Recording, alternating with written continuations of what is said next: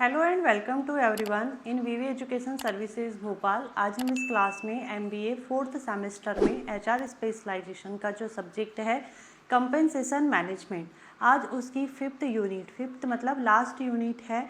Last unit का जो हमारा टॉपिक नंबर 4 है, आज हम उसके बारे में डिस्क्राइब करेंगे। आज का टॉपिक क्या है? Benchmarking benefit schemes. मतलब यहाँ पर जो बेंचमार्किंग बेनिफिट स्कीम्स है, बेंचमार्किंग लाभ योजना है, इसमें हम यहाँ पर जैसे कोई मान लो कि 2 ऑर्गेनाइजेशन है या 2 कंपनी है, उनमें एम्प्लॉय को जो भी बेनिफिट्स दिए जाते हैं उनको कंपेयर करके देखा जाता है कि क्या दोनों कंपनियों में सेम बेनिफिट्स दिए जा रहे हैं या नहीं दिए जा रहे हैं। जो भी है हम इसमें आगे और अच्छे से इसको डिस्क्राइब करते हैं। स्टार्ट करते हैं अपनी क्लास को इसकी मीनिंग के साथ में।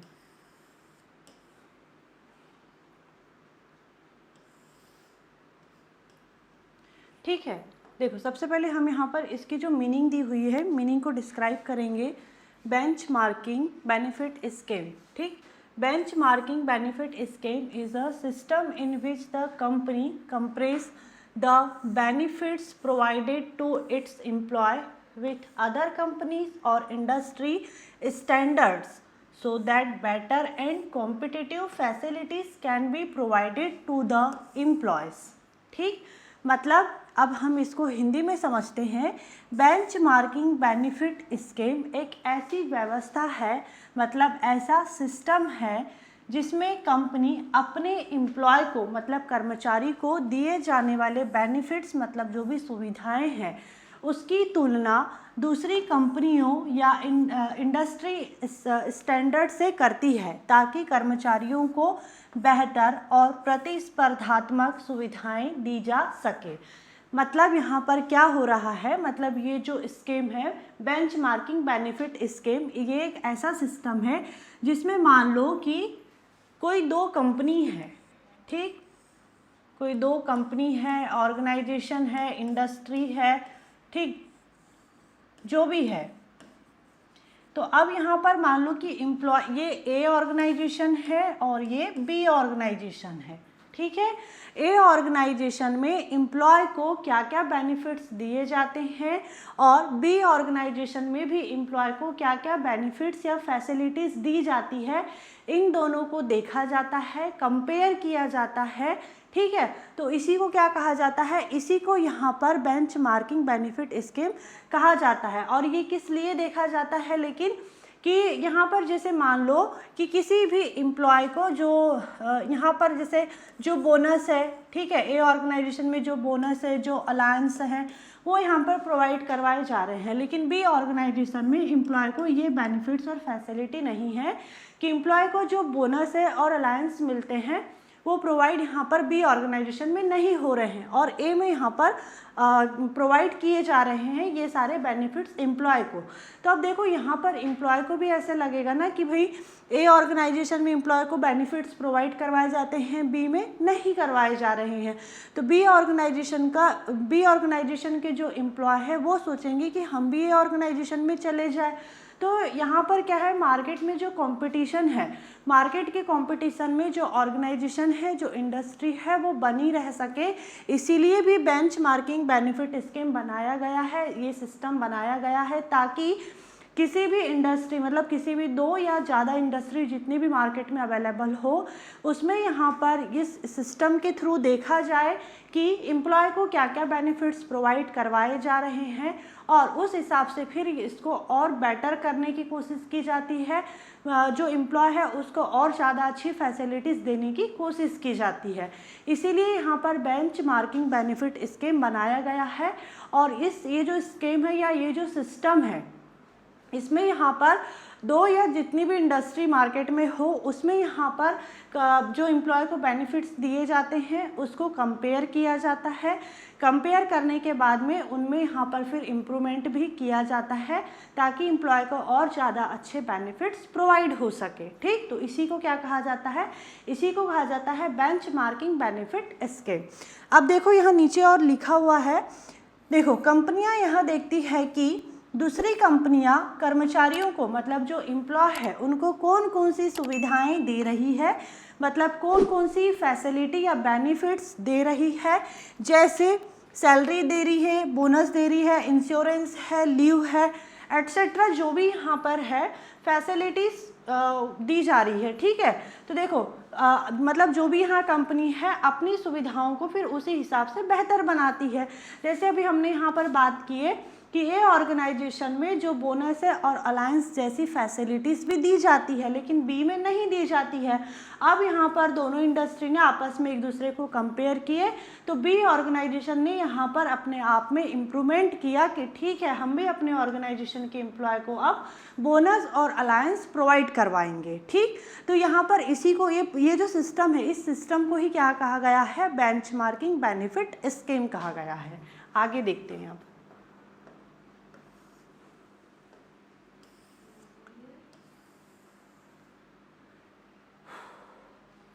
Features of benchmarking benefit scheme. अब देखते हैं हम यहाँ पर कि जो बेंचमार्किंग बेनिफिट स्कीम है उसके कौन कौन से फीचर्स हैं, मतलब विशेषताएं हैं, देखते हैं। ठीक, देखो फर्स्ट यहाँ पर दिया हुआ है कंपैरिजन विद अदर कंपनीज, मतलब दूसरी कंपनियों से तुलना हो रही है। अभी जैसे हमने यहाँ दो ऑर्गेनाइजेशन का आपस में यहाँ पर कंपैरिजन किए ताकि हमें यहाँ पर पता चल सके कि कौन सी कंपनी एम्प्लॉय को कौन कौन से बेनिफिट्स दे रही है, उस हिसाब से फिर कंपनियाँ भी अपने यहाँ पर इम्प्रूवमेंट करती है। ठीक, इसीलिए कंपेयर किया जाता है। तो comparison with other companies improves employ benefits, कर्मचारियों की सुविधाओं में फिर यहाँ सुधार किया जाता है। हेल्प्स अट्रैक्ट टैलेंट एम्प्लॉयज़, अच्छे कर्मचारियों को आकर्षित किया जाता है। जैसे मान लो कि अभी हमने यहाँ पर बात किए थे कि ए ऑर्गेनाइजेशन में एम्प्लॉय को बोनस और अलायंस जैसी फैसिलिटी मिल रही है और बी में नहीं मिल रही है, तो बी ऑर्गेनाइजेशन के जो भी एम्प्लॉय होंगे वो ए ऑर्गेनाइजेशन में जाना चाहेंगे। तो इससे क्या होता है, अगर किसी इंडस्ट्री में या ऑर्गेनाइजेशन में जब एम्प्लॉय को अच्छी फैसिलिटीज़ मिलती है, बेनिफिट्स मिलते हैं, तो उस ऑर्गेनाइजेशन में सभी एम्प्लॉय काम करना चाहते हैं, उसी एम्प्लॉय में वहाँ पर वो रिटेन होकर के भी रहना चाहते हैं। तो इस तरीके से क्या होता है कि जो टैलेंटेड एम्प्लॉय है वो अच्छी कंपनियों की तरफ या जहाँ पर ज़्यादा बेनिफिट मिलता है उधर साइड वो अट्रैक्ट भी होते हैं। ठीक, मेंटेनेंस मार्केट स्टैंडर्ड, देखो मार्केट के मतलब जो बाजार के स्तर को बनाए रखता है। ठीक, यहाँ पर जो इंडस्ट्रियों के बीच में जो कंपटीशन रहता है उस कंपटीशन को बना के रखना, उसको मेंटेनेंस करके रखना। ठीक है, तो मार्केट स्टैंडर्ड को बनाए रखने में भी ये जो स्कीम है वो हेल्प करता है। इंक्रीज एम्प्लॉय सेटिस्फेक्शन, जो एम्प्लॉय है, जो कर्मचारी हैं, उनके अंदर जो है सेटिस्फेक्शन भी इंक्रीज़ होता है। कैसे सेटिस्फेक्शन इंक्रीज़ होता है, जैसे अभी हमने यहाँ पर स्टार्टिंग से दो कंपनियों की बात किए थे, ए और बी की। ठीक, अब बी में ए में यहाँ पर क्या है था कि सारे बेनिफिट्स दिए जा रहे थे, तो यहाँ के जो एम्प्लॉय है वो क्या है, सेटिस्फाइड है। लेकिन बी में यहाँ पर क्या थे कि जो बेनिफिट्स थे वो नहीं दिए जा रहे थे, तो यहाँ के जो एम्प्लॉय होंगे वो अनसेटिस्फाइड होंगे ना। तो जो बेंचमार्किंग बेनिफिट स्कीम है उसके थ्रू कंपनियों को आपस में कंपेयर किया जाता है, फिर एम्प्लॉय के जो भी यहाँ पर फैसिलिटीज़ है या बेनिफिट्स हैं उसमें इम्प्रूवमेंट किया जाता है। इससे टैलेंटेड एम्प्लॉय भी अट्रैक्ट होता है, मार्केट स्टैंडर्ड भी बना रहता है और साथ में यहाँ पर जो एम्प्लॉय का सेटिस्फेक्शन है वो भी इंक्रीज़ होता है और वो लॉन्ग टाइम तक उसी ऑर्गेनाइजेशन में यहाँ पर रिटेन होकर के भी रहता है। तो ये यहाँ पर इसके कुछ फीचर्स थे। ठीक है, आगे देखते हैं आप। एडवांटेज और डिसएडवांटेज, अब देख लेते हैं हम इसके एडवांटेज और डिसएडवांटेज। अभी हमने यहाँ पर क्या देखे, फर्स्ट में इसकी मीनिंग या हम कह सकते हैं कि जो इसकी डेफिनेशन थी, उसके बाद में हमने इसके फीचर्स को डिस्क्राइब किए। अब हम यहाँ पर इसके एडवांटेज और डिसएडवांटेज को डिस्क्राइब करेंगे। इसके बाद में इसके कुछ मेन पॉइंट्स हैं उसको भी डिस्क्राइब करेंगे, लास्ट में कंक्लूजन। ठीक है, देखते हैं एडवांटेज क्या है और डिसएडवांटेज क्या है। देखो एडवांटेज, बेटर एम्प्लॉय सेटिस्फेक्शन, मैं यहाँ पर वही चीज़ बोली जा रही जैसे अभी जो फीचर्स में हमने देखे थे कि जो एम्प्लॉय का सेटिस्फेक्शन है वो बेटर होता है या इंक्रीज होता है, ये भी यहाँ पर एक इसका क्या है, एडवांटेज है। हेल्प्स रिटेन एम्प्लॉय, जब एम्प्लॉय सेटिस्फाइड रहे किसी ऑर्गेनाइजेशन में या कंपनी में, इंडस्ट्री में, तो ऑब्वियसली वो उसी ऑर्गेनाइजेशन में वर्क करना चाहेगा, अपनी सर्विसेज देना चाहेगा। दूसरी कंपनी में क्यों जाना चाहेगा भाई, जब वो सेटिस्फाइड है। तो इस तरीके से क्या होता है, एम्प्लॉय रिटेन होकर के भी रहता है। तो एम्प्लॉय को रिटेन करने में भी यहाँ पर इस स्कीम से हेल्प होती है। इम्प्रूव कंपनी इमेज, जो कंपनी की इमेज है वो और ज़्यादा अच्छी होती है, ठीक है, कंपनी की इमेज और ज़्यादा बेटर होती है। जैसे यहाँ पर अभी तक हमने दो ऑर्गेनाइजेशन या जो दो कंपनी थी उनकी बात करते हुए फर्स्ट से हम आ रहे हैं, ए और बी। अब ए में जब एम्प्लॉय को सारे बेनिफिट्स दिए जाएंगे तो हम कोई भी रहे, हम भी क्यों ना रहे, हम भी यही बोलेंगे ना कि अरे यार ए कंपनी बहुत अच्छी है, वो सारे बेनिफिट्स अपने एम्प्लॉय को देती है। तो क्या हुआ, इसकी इमेज हमारी नज़रों में बहुत अच्छी हो गई। और यहाँ पर क्या था, ये बेनिफिट्स नहीं देती थी तो इसकी इमेज कहीं ना कहीं यहाँ पर नेगेटिव बनी। तो यहाँ पर क्या होता है, इस स्कीम से जो ऑर्गेनाइजेशन है या जो इंडस्ट्री है उसकी इमेज भी यहाँ पर बेटर होती है, ठीक।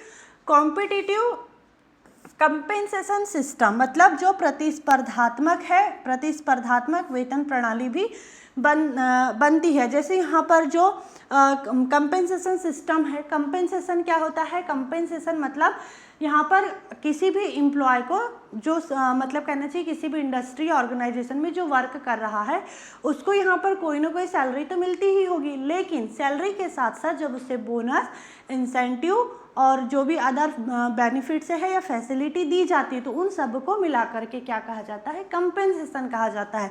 तो जो कंपेंसेशन सिस्टम है वो भी यहाँ पर कॉम्पिटिटिव बनता है, ठीक। तो यहाँ पर ये क्या थे, इसके एडवांटेज थे। अब हम देखते हैं इसके क्या क्या डिसएडवांटेज है। कंपनी कॉस्ट में इंक्रीज, कई बार कंपनी का जो है कॉस्ट है वो इंक्रीज हो सकता है।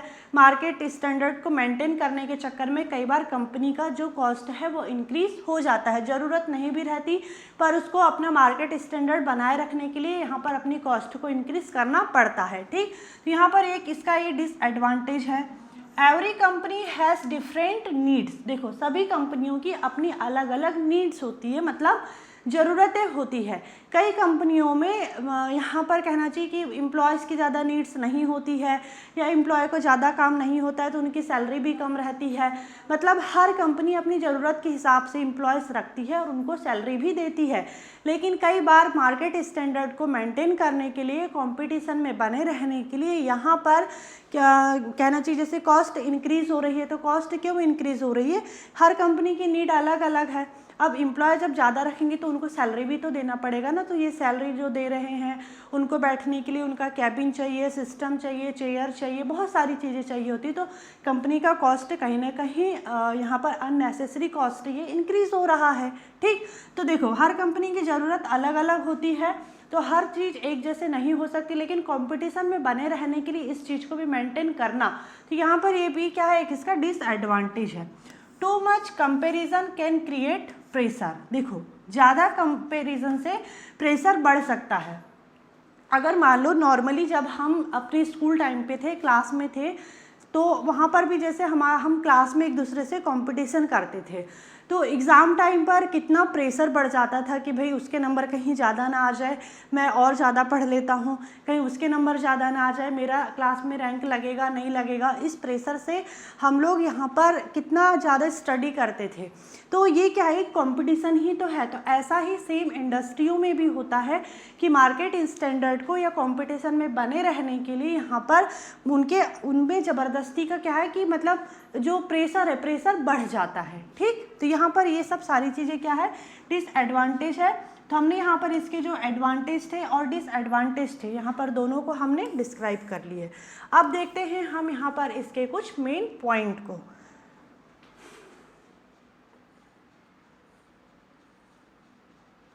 ठीक है, देखते हैं आगे इसमें। देखो benchmarking benefit scheme, 5 main point, इसके देखते हैं कौन कौन से 5 मेन पॉइंट है। फर्स्ट यहाँ पर जो दिया हुआ है, कंपेयर विथ अदर्स, मतलब दूसरी कंपनियों से यहाँ पर तुलना की जा रही है ताकि मार्केट स्टैंडर्ड को मेंटेन करके रखा जा सके। सेकंड क्या है, इम्प्रूव एम्प्लॉय बेनिफिट्स, जो एम्प्लॉय के बेनिफिट्स हैं उनको इम्प्रूव किया जाता है। यहाँ पर जैसे अदर कंपनियों के साथ में पहले इंडस्ट्रियों को कंपेयर किया जाता है, उसके बाद में यहाँ पर एम्प्लॉय के बेनिफिट्स को भी इम्प्रूव कर दिया जाता है। ठीक है, फिर है थर्ड यहाँ पर अट्रैक्ट एंड रिटेन टैलेंट। जो अच्छा एम्प्लॉय है उसको अट्रैक्ट करना और फिर उसको रिटेन करके रखना। ठीक, ये भी इसका एक मेन पॉइंट है। फिर है इंक्रीज एम्प्लॉय सेटिस्फेक्शन, एम्प्लॉय के सेटिस्फेक्शन को इंक्रीज करना। जब एक एम्प्लॉय को अपनी ऑर्गेनाइजेशन में सारी फैसिलिटीज़ मिलेंगे, बेनिफिट्स मिलेंगे, तो ऑब्वियसली वो उस ऑर्गेनाइजेशन में रिटेन होकर के भी रहेगा, दूसरे एम्प्लॉय अट्रैक्ट भी होंगे और वो वहाँ पर सेटिस्फाइड भी रहेगा। फिर है मेंटेन इंडस्ट्री स्टैंडर्ड, जो इंडस्ट्री स्टैंडर्ड है उसको मेंटेन करके रखना। ठीक है, जो मार्केट स्टैंडर्ड है उसको मेंटेन करके रखना। देखो हमने यहाँ पर बहुत सारी चीज़ें कॉमन पढ़ते आ रहे हैं, तो इस टॉपिक में आपको बहुत सारी चीज़ें याद रखने की ज़रूरत नहीं है। बेंचमार्किंग बेनिफिट स्कीम क्या है कि यहाँ पर दो या दो से जितनी भी यहाँ पर इंडस्ट्री होगी या कंपनियाँ होगी उनको एक दूसरे से कंपेयर किया जाता है। ठीक है, ताकि यहाँ पर एम्प्लॉय के बेनिफिट्स में इम्प्रूवमेंट किया जा सके, मार्केट स्टैंडर्ड को मेंटेन करके रखा जा सके, कंपटीशन में बने रह सके, एम्प्लॉय को जो टैलेंटेड एम्प्लॉय है उनको अट्रैक्ट करके रखना, रिटेन करके रखना, एम्प्लॉय को सेटिस्फाइड करके रखना, एम्प्लॉय का जो सेटिस्फेक्शन है उसको इम्प्रूव करके रखना। यही सारी चीज़ें हम बार बार रिपीट करके पढ़ते आ रहे हैं। तो अगर ये कुछ मेन पॉइंट आप याद रखोगे तो आप अपना आंसर एग्जाम में बहुत अच्छे से करके आ सकते हो। एडवांटेज और डिसएडवांटेज भी हमने यहाँ पर देख लिए। अब देखते हैं कंक्लूजन। ठीक, देखो कंक्लूजन में दिया है benchmarking benefit scheme help companies provide competitive and better employee benefits by comparing with industry standard। देखो बेंचमार्किंग बेनिफिट स्कीम कंपनियों को इंडस्ट्री स्टैंडर्ड के अनुसार बेहतर और प्रतिस्पर्धात्मक एम्प्लॉय बेनिफिट्स देने में मदद करती है। मतलब यहाँ पर देखो जो बेंचमार्किंग बेनिफिट स्कीम है उसका यही है कि अदर कंपनियों के साथ में, मतलब सभी कंपनियों को आपस में एक दूसरे से कंपेयर किया जाता है। फिर यहाँ पर कंपेयर करने के बाद में जो एम्प्लॉय के बेनिफिट्स हैं उसको यहाँ पर इम्प्रूव किया जाता है, ताकि जो एम्प्लॉय है एम्प्लॉय यहाँ पर रिटेन होकर के रहे, दूसरा जो टैलेंटेड एम्प्लॉय है वो अट्रैक्ट होकर के रहे, मार्केट स्टैंडर्ड बना रहे, कंपटीशन बना रहे। यही सारी चीज़ें इसमें बताई गई है। ठीक, तो हमारा जो टॉपिक है यहीं पर एंड होता है। I hope this topic is clear and thank you for watching this video.